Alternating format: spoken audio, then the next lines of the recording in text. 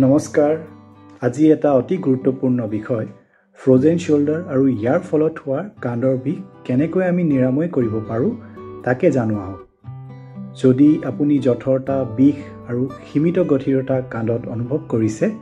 তেন্তে আপোনাৰ ফ্ৰোজেন শোল্ডাৰ হ'ব পাৰে ফ্ৰোজেন শোল্ডাৰকে এডহেসিভ ক্যাপসুলাইটিছ বুলিও কোৱা যায় ইয়াৰ ফলস্বৰূপে কান্ধৰ মুভমেন্টছবোৰ জটিল কৰি তোলে এই ভিডিঅ'ত মই আপোনালোকক সেফ আৰু এফেক্টিভ ব্যায়াম কেনেকৈ কৰিব লাগে তাৰ ওপৰতে আলোচনা কৰিম যি আপোনালোকৰ কান্ধৰ বিষ আৰু জঠৰতা নিৰাময় কৰিব যদি আপোনাৰ তীব্ৰ বিষ হৈ আছে তেনেহলে ব্যায়াম আৰম্ভ কৰাৰ আগতে ডক্টৰ বা ফিজিঅথেৰাপিষ্টৰ পৰামৰ্শ লওক ফ্ৰোজেন শোল্ডাৰ তিনিটা ষ্টেজৰ মাজেৰে আগবাঢ়ে ষ্টেজ 1 হৈছে ফ্ৰিজিং ষ্টেজ এই ষ্টেজত বিষ বৃদ্ধি হয় আৰু কান্ধৰ মুভমেন্টছ কৰাত কষ্ট হয় ষ্টেজ 2 ফ্ৰোজেন ষ্টেজ এই ষ্টেজত জঠৰতা তীব্ৰ হয় কিন্তু বিষ কমি আহিব পাৰে আৰু ষ্টেজ 3 থয়িং ষ্টেজ এই ষ্টেজত কান্ধৰ মোবিলিটি লাহে লাহে ঘূৰি আহে ফ্ৰোজেন শোল্ডাৰত নিয়মিত মুভমেন্ট আৰু ষ্ট্ৰেচিং ব্যায়াম কৰাটো অতি দৰকাৰী যাতে দীৰ্ঘদিন হৈ থকা কান্ধৰ জঠৰতাটো কমাব পাৰি neck and shoulder rolls neck and shoulder roll কৰিলে আপোনাৰ ডিঙিৰ আৰু কান্ধৰ টেনশ্যন কমাব পাৰি নেক ৰোল কৰিবৰ কাৰণে পোনকৈ বহক আৰু ভিডিঅ'ত দেখুৱাৰ দৰে শোল্ডাৰ ৰিলেক্স কৰি হাতখন কোলাৰ ওপৰত ৰাখক দীঘলকৈ উশাহ লওক আৰু উশাহ এৰোতে আপোনাৰ মূৰটো আগলৈ কৰি দিয়ক আকৌ উশাহ লওক আৰু আপোনাৰ মূৰটো বাওঁ কান্ধৰ ফালে ঘূৰাই দিয়ক আৰু তাৰ পাছত এৰি দিয়ক নিশ্চিত কৰিব যে আপোনাৰ কান্ধ ৰিলেক্স হৈ আছে আৰু কেইটামান উশাহ লওক আপুনি এই পজিশ্যনত থকাৰলৈকে তাৰ পাছত আকৌ উশাহ লওক আৰু আপোনাৰ মূৰটো সোঁ কান্ধৰ ফালে ঘূৰাই দিয়ক আৰু তাৰ পাছত এৰি দিয়ক নিশ্চিত কৰিব যে আপোনাৰ কান্ধ এতিয়াও ৰিলেক্স হৈ আছে এই ধৰণে 5 পৰা 10 বাৰ কৰক ডিঙিৰ টেনশ্যন কমাবৰ কাৰণে শোল্ডাৰ ৰোল কৰিবৰ কাৰণে আপুনি পিঠি পোন ৰাখিব আৰু হাত দুইখন সাইডত ৰাখি সিধা চাই থাকক লাহে লাহে কাণটো আগলৈ 5 বাৰ ঘূৰাওক আৰু নৰ্মেল উশাহ লৈ থাকক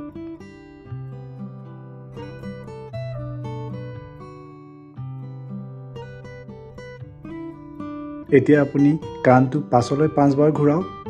আৰু নৰ্মেল উশাহ লৈ থাকক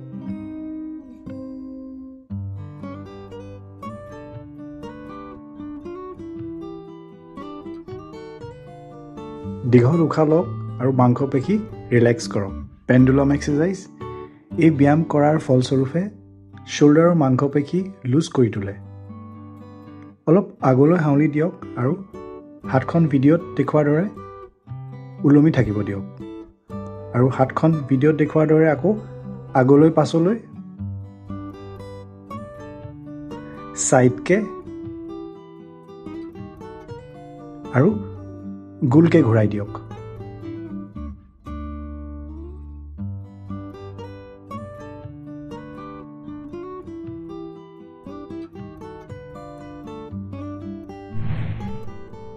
টাৱেল ৱাৰ্ম আপ ষ্ট্ৰেচ আপোনাৰ প্ৰব্লেম হৈ থকা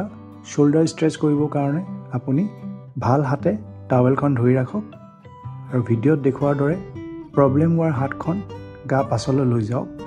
আৰু পিঠিৰ পাছফালে দুইখন হাতৰে টাৱেলখন ধৰি ৰাখক আৰু এখন হাতৰে লাহেকৈ টাৱেলখন আপুনি যিমান পাৰে ডুব নোপোৱাকৈ ওপৰলৈ টানি দিয়ক হোল্ড কৰক 30 ছেকেণ্ড আৰু 3 বাৰ ৰিপিট কৰক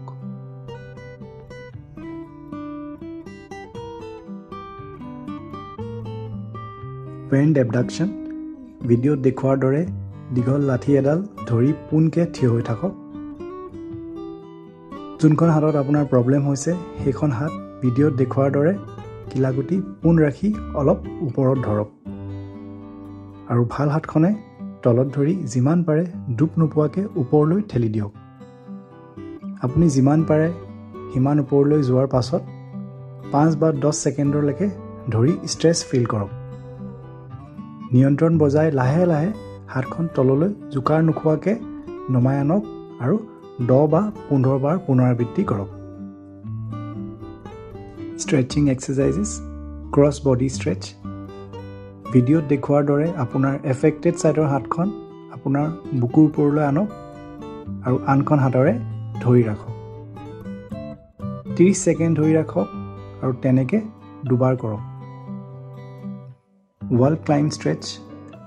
ৱালৰ ফালে থিয় হৈ লাহে লাহে ভিডিঅ দেখুৱাৰ দৰে হাতখন ওপৰলৈ লৈ যাওক যিমান ওপৰলৈকে আপোনাৰ কাৰণে আৰামদায়ক হয় লৈ যাওক তাৰ পাছত হাতখন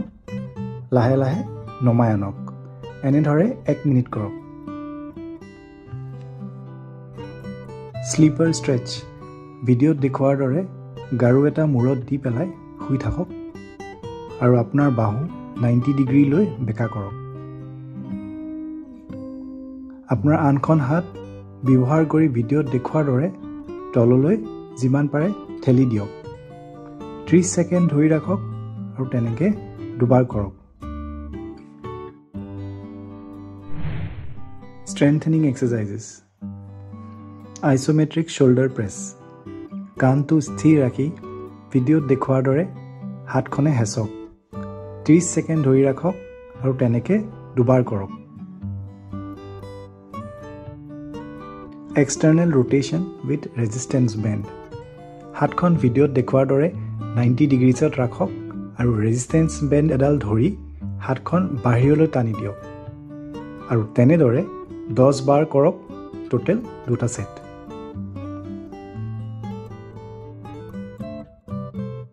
Internal rotation with resistance band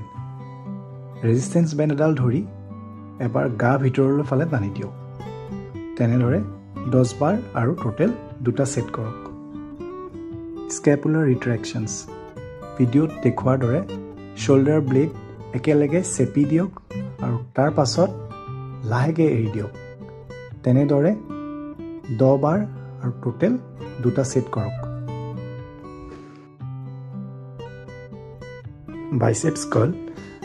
biceps Carl কৰিলে কাণৰ ফাংচন সমৰ্থন কৰে ভিডিঅ দেখুৱাৰ দৰে পানীৰ বটল বা পাতল ওজন হাতত ধৰি কিলাগুটি সাইডৰ গাত লগাই হাতখন বেকা কৰক আৰু আকৌ সিধা কৰক তেনেদৰে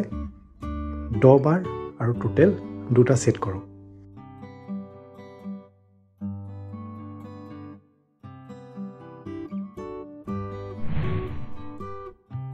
Cool down and relaxation. Cool down কৰাৰ ফলস্বৰূপে আমাৰ মাংসপেশীত টেনচন কমায় আৰু ৰিকভাৰী কৰে Gentle shoulder rolls ভিডিঅ দেখুৱাৰ দৰে shoulder roll 30 সেকেন্ডৰ লৈকে কৰক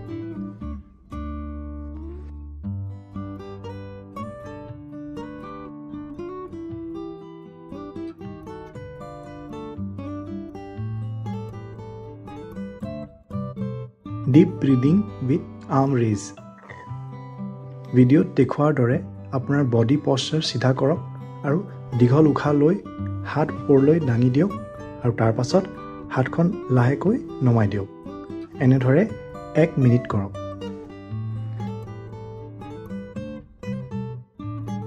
আইচ অৰ হিট থেৰাপি কি লগাব লাগে প্ৰাৰম্ভিক পৰ্যায়ত যেতিয়া বিষ আৰু ফুলা বেছি থাকে তাক কমাবৰ কাৰণে আইচ পেক টাৱেল এখনত মেৰিয়াই 10-15 মিনিটলৈকে ৰাখিব পাৰি পিছৰ পৰ্যায়ত মাংসপেশী ৰিলেক্স কৰিবৰ কাৰণে আৰু shoulder mobility improve কৰিবৰ কাৰণে হিট পেক লগাব পাৰি এই ভিডিঅ চোৱাৰ বাবে ধন্যবাদ ভাল ফলাফলৰ বাবে এই ব্যায়াম ডেইলি ৰিপিট কৰক যদি আপোনাৰ বিষ বাহে বা কোনো ধৰণৰ উন্নতি দেখা নাপায় তেনেহলে এজন চিকিৎসকৰ ওচৰত পৰামৰ্শ লওক আৰু কমেন্টত মোক জনাব যদি এই ভিডিঅ'য়ে আপোনাক সহায় কৰিছে আৰু লাইক শেয়াৰ আৰু সাবস্ক্ৰাইব কৰিব নাপাহৰিব এনে ধৰণৰ হেল্থ টিপছৰ বাবে নেক্সট ভিডিঅ'ত আকৌ লগ পাম